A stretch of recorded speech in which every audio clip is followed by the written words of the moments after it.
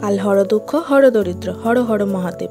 আজ শ্রাবণ মাসের প্রথম সোমবার, অর্থাৎ হিন্দু ধর্মের সবচেয়ে উল্লেখযোগ্য মাস হলো এই শ্রাবণ মাস। কথিত আছে বাবা মহাদেব নাকি এই মাসেই জন্মেছিলেন।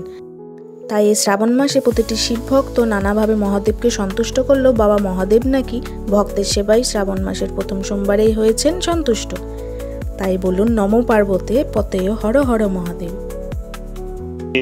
हरे कृष्णा कृष्णा कृष्णा हरे हरे, हरे राम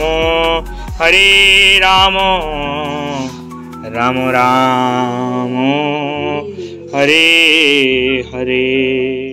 कर्पूर गौरम करुणावतारो संसार सारो भुजगेन्द्रहारम।